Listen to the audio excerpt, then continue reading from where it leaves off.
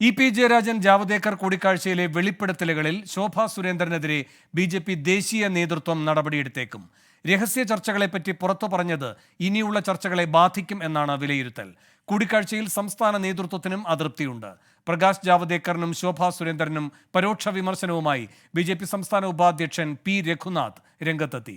ശോഭാ സുരേന്ദ്രനെതിരെ വിവാദ ഇടനിലക്കാരൻ ടി.ജി. നന്ദകുമാർ DGPക്ക് പരാതിയും നൽകി.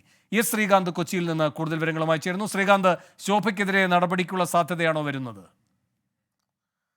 പി ജയരാജനുമായുള്ള കൂടിക്കാഴ്ചയുമായി ബന്ധപ്പെട്ട് നടക്കുന്ന വിവാദങ്ങളിൽ വേണു ഒരു പ്രതിസന്ധിയിലേക്ക് കാര്യങ്ങൾ നീങ്ങുന്നു ബി.ജെ.പിക്കുള്ളിൽ എന്നാണ് മനസ്സിലാക്കാൻ സാധിക്കുന്നത്. കാരണം ദേശീയ നേതൃത്വത്തെ ഈ പ്രശ്നങ്ങളെല്ലാം തന്നെ പ്രകാശ് ജാവദേക്കർ ഇതിനോടകം ധരിപ്പിച്ചു കഴിഞ്ഞു. ശോഭാ സുരേന്ദ്രനെതിരെയാണ് ദേശീയ നേതൃത്വത്തിന് മുൻപാകെ പരാതിയുമായി പ്രകാശ് ജാവദേക്കർ എത്തിയത്. ശോഭാ സുരേന്ദ്രനെതിരെ നടപടിക്കുള്ള സാധ്യത തെളിഞ്ഞു കാണുന്നുണ്ട്. ശോഭാ സുരേന്ദ്രന്റെ വെളിപ്പെടുത്തൽ പാർട്ടിക്ക് ദേശീയ തലത്തിൽ തന്നെ അവമതിപ്പുണ്ടാക്കിയെന്നാണ് ബി.ജെ.പിക്കുള്ളിലെ വിലയിരുത്തൽ. രഹസ്യ ചർച്ചകളെ പറ്റി പുറത്തു പറഞ്ഞത് ഇനിയുള്ള ചർച്ചകളെ ബാധിക്കും എന്ന് കരുതപ്പെടുന്നുണ്ട്. പാർട്ടിക്കുള്ളിൽ നേതാക്കളുടെ വിശ്വാസ്യതയെ തന്നെ വെളിപ്പെടുത്തലുകൾ ദോഷകരമായി ബാധിച്ചു എന്നുകൂടി പറയുന്നുണ്ട്.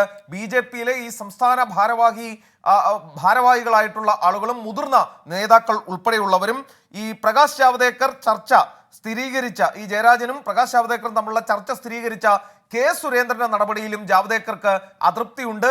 കാരണം ഈ സുരേന്ദ്രൻ ഇങ്ങനെയൊരു സ്ഥിരീകരണം നടത്താനുണ്ടായ കാരണം സംസ്ഥാന നേതൃത്വവുമായി ആലോചിക്കാതെ പ്രകാശ് ജാവദേക്കർ ഇത്തരം ചർച്ചകൾ നടത്തുന്നതിൽ അവർക്കും അതൃപ്തി ഉണ്ടായിരുന്നു.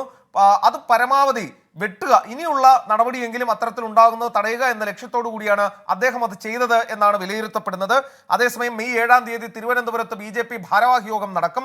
അതിൽ ഈ വിഷയങ്ങളെല്ലാം ചർച്ചയാകും. ഇതിനിടെ തന്റെ പ്രഭാരി ചുമതല ഒഴിയാൻ പ്രകാശ് ജാവദേക്കർ സന്നദ്ധത അറിയിച്ചിട്ടുണ്ട് എന്ന തരത്തിൽ വാർത്തകൾ ബി.ജെ.പിയിൽ നിന്നും വരുന്നുണ്ട്. ഈ ലോക്സഭാ തെരഞ്ഞെടുപ്പിന് ശേഷമുള്ള പുനഃസംഘടനയിൽ സ്വാഭാവികമായും അദ്ദേഹം ഒഴിയുമെന്നാണ് മനസ്സിലാക്കുന്നത്.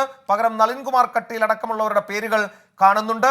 ഇതിനകം ബി.ജെ.പിക്കുള്ളിലും ഇത് വലിയ പ്രശ്നമായി കഴിഞ്ഞു. ബി.ജെ.പി. സംസ്ഥാന ഉപാധ്യക്ഷൻ പി രഘുനാഥ് ശോഭാ സുരേന്ദ്രനെയും പ്രകാശ് ജാവദേക്കറെയും ലക്ഷ്യം വെച്ച് ഫേസ്ബുക്ക് പോസ്റ്റുമായി രംഗത്തെത്തി.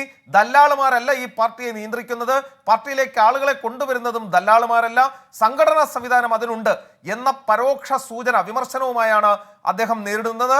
എന്തായാലും ബി.ജെ.പിക്കുള്ളിൽ 7-ാം തീയതി മെയ് 7-ന് നടക്കുന്ന ഭാരവാഹി യോഗത്തിൽ വലിയ പൊട്ടിത്തെറി ഉണ്ടാകുമെന്ന് തന്നെ പ്രതീക്ഷിക്കാം. ശരി, കൂടിക്കാഴ്ച വിവാദവുമായി ബന്ധപ്പെട്ട് ശോഭാ സുരേന്ദ്രൻ നടത്തിയ വെളിപ്പെടുത്തലിൽ പാർട്ടിയിലെ ദേശീയ നേതൃത്വത്തിനടക്കം അതൃപ്തി. ശോഭയ്ക്കെതിരെ നടപടിക്ക് സാധ്യത എന്നാണ് ശ്രീകാന്ത് കൊച്ചിയിൽ നിന്ന് റിപ്പോർട്ട് ചെയ്യുന്നത്.